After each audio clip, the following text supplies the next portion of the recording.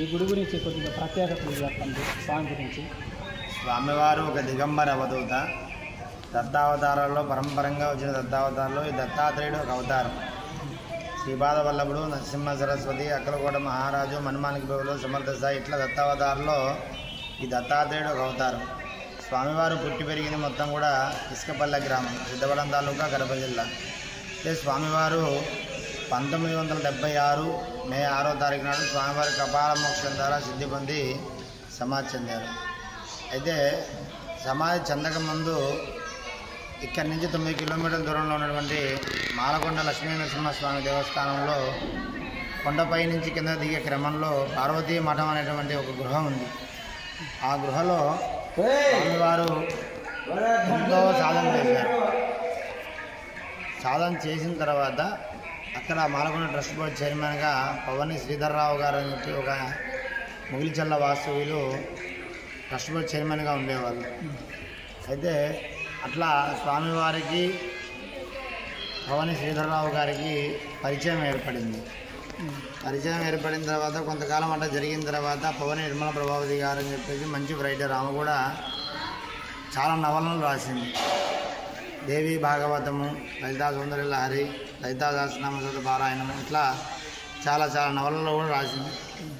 ఇట్లా స్వామివారికి ఆ దంపతులు ఇద్దరికి కూడా బాగా పరిచయం ఏర్పడిన తర్వాత కొంతకాలం జరిగిన తర్వాత స్వామివారు ఆశ్రమాన్ని నిర్మించుకునేదానికి స్థలం కావాలని అడిగారు. అడిగితే స్వామివారికి ఈ యొక్క ఫకీరు మాన్యం అంటారు. ఈ ఫకీరు మాన్యాన్ని స్వామివారికి ఆ దంపతులు చూపించారు. చూపించిన తర్వాత నాకు ఈ స్థలమే కావాలి, ఇక్కడే సమాధి నిర్మాణం జరగాలి అని చెప్పి స్వామివారు ఇక్కడికి వచ్చేసారు.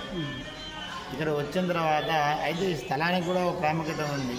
క్రీస్తు పూర్వం 14వ శతాబ్దం నాడు ఇక్కడ ఒక క్షేత్రం ఉన్నదనేటువంటి ఆనవాళ్ళు ఉన్నాయి.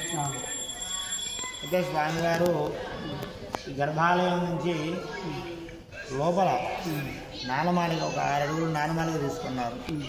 నాలమాలిక తీసుకుని స్వామివారు ఆ నాలమాలికలో ఉత్తరం వైపు కూర్చొని ఉన్నారు. ఉత్తరం వైపు ఎందుకు కూర్చున్నారయా అంటే స్వామివారు మొట్టమొదటిసారిగా మాలకొండ క్షేత్రంలో తపస్సు చేశారు కాబట్టి మాలకొండ లక్ష్మీ నరసింహస్వామి గురువుగా భావించి ఆ యొక్క మాలకొండ అనేది మొగిలిచల క్షేత్రానికి ఉత్తరం వైపున ఉంటుంది. అందువల్ల స్వామివారి సమాధిలో కూడా ఉత్తరం వైపున కూర్చొని ఉన్నారు. కూర్చొని కొంతకాలం సాధన మొదలుపెట్టి అంతా చివరి క్షణంలోకి వచ్చేవరకు స్వామివారు జీవసమాధి చేయమని అడిగారు.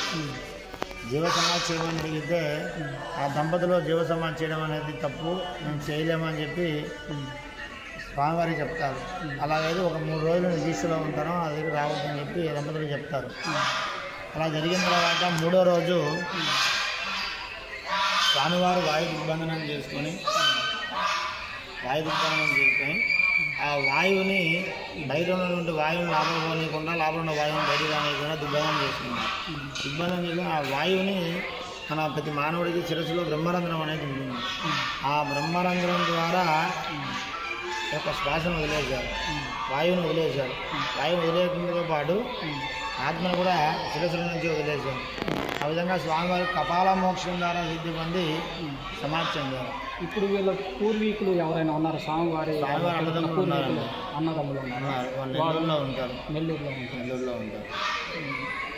ఇప్పుడు ఈయన ఎప్పుడు జన్మించారు? జన్మించింది అయితే మాకు తెలియదు, కానీ మరణం వచ్చేవారికి స్వామివారి సిద్ధి పొందింది వచ్చేవారికి 1976 సిద్ధి పొందింది. వైశాఖ శుద్ధ సప్తమి. ఆ రోజు ఇక్కడ స్వామివారికి ఆరాధన మహోత్సవాలు కూడా జరుగుతాయి. ఆ వైశాఖ సప్తమికి 41 రోజుల ముందు స్వామివారి దీక్ష తీసుకొని దాదాపుగా 1500 నుంచి 2000 మంది వరకు స్వామివారి దీక్ష తీసుకుంటారు. దీక్ష తీసుకుని ఆ యొక్క విజయదశమి రోజు, అదే ఆ యొక్క వైశాఖ సప్తమి రోజు స్వామివారు సిద్ధి పొందిన రోజు కాబట్టి ఆ రోజు అర్ధరాత్రి 12 గంటల నుంచి కందోత్సవం చేస్తారు. కందోత్సవం చేసిన తర్వాత స్వామివారికి ఈ యొక్క దీక్ష తీసుకున్న స్వాములందరూ కలశాలు తీసుకుని వస్తారు. ఆ కలశాలతో అభిషేకం జరుగుతుంది.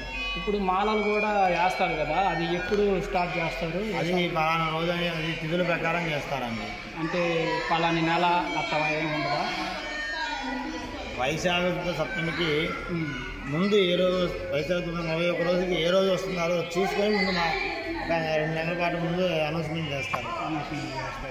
ఇప్పుడు చాలామంది ఇక్కడ బాగలేని వాళ్ళు కూడా వచ్చి మాకు బాగా తగ్గింది అని అంటున్నారు. అవును, నేను కూడా విన్నాను. ఈ స్వామి కాడికి వచ్చినాక చాలామంది బాగా ఆరోగ్యంగా బయటకు వచ్చిన వాళ్ళు చాలామంది చెప్పారు నాకు. అట్లా ఎంతమంది విషయం ఏంటంటే ఇక్కడ గాలి ధూళి దాతబడి తొక్కిడి ఇలాంటి చాలా దిక్కులు చూపించుకొని దగ్గర వాళ్ళు లాస్ట్కి స్వామివారిని పట్టుకొని పాదాలకి నమస్కారం చేసుకొని మా యొక్క ఇది తగ్గించమని అడిగేవాళ్ళు. అయితే సైన్స్ పరంగా చెప్పడం ఏంటంటే సైన్స్ పరంగా కొంతమంది కిడ్నీలు నొప్పి, కడుపు నొప్పి, గుండెల నొప్పి అని చెప్పి వస్తుంటారు. అయితే ఇవన్నీ కూడా గాలి చేష్టాలు ఉన్నాయన్నటువంటి భావంతో జరుగుతుంటాయి అన్నమాట. సైన్స్కి కూడా అర్థం కాకుండా లాస్ట్కి చివరికి స్వామివారి పాదాలు చేస్తారు. ఇక్కడ నయమై ఇంటికి పోయే వాళ్ళు చాలామంది ఉంటారు.